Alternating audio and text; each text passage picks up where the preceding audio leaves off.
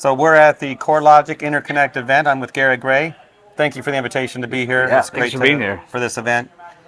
Why don't we start with this easy question? Tell us a little bit about yourself and how you got here in a minute. Okay, in a minute. All right. My name is Garret Gray. I'm the president of CoreLogic's insurance division.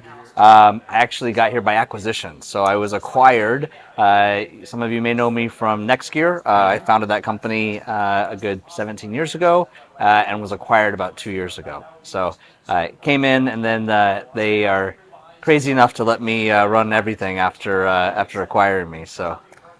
Well, it sounds like a good journey. Well, let's get right to it. You had a keynote session.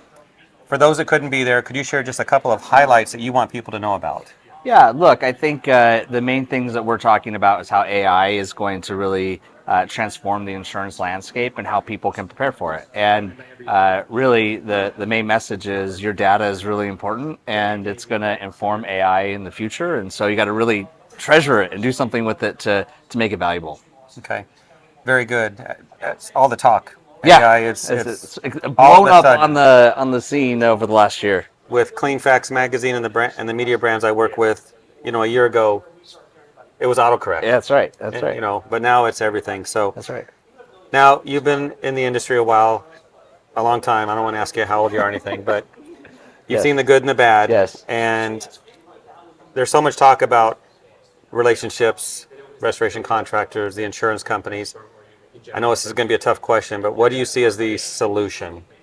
To repair or to build a bridge between insurance So we carriers don't have and- these conversations. Yeah. So I think that insurers and contractors want the same thing. They just need a way to talk the same language and get out of the negotiating phase and get into a partnership phase. And so I think technology is the solution, honestly, because it standardizes things. It highlights good contractors from maybe less good contractors, and at least pairs up the contractors that work well with different carriers. And so I think that will shift things as things get more digitized, so that contractors and carriers can have a better working relationship. Okay, I like that. So thinking about Interconnect, the CoreLogic event, where we're at right now, there's so many events in the industry. Yeah. Why is this one? Obviously, you think this is the one to come to. Why? What's happening here, and what's going on behind the scenes that we don't see on a show floor? Yeah. So one thing I am really thrilled about is that this event has been growing year over year. So this is our second one, and we've doubled in size in 1 year, That's which is really good growth. And I think partly what resonates with people is the whole intention behind the event is to create a place for co-creation and collaboration. And so even the way we've set up the booths and the chairs and the ambiance and the different installations is all designed to get people to talk and to figure out how to build a better tomorrow together. And that was the theme of our event this year. And I think it's just the content and the intentionality behind what we're doing is a little different, and I think it's been resonating with people. Okay. There might be some watching this, restoration contractors, who are scratching their head going, I don't have problems like that. I do my job, I submit my invoice, everything's good. You think that's a rare thing, or is that? I think most contractors feel like there's a struggle Okay. to get paid on time and fast, and to not have to do a lot of negotiation. I still think we have a lot of maturing to do in this space, and I think it's getting better.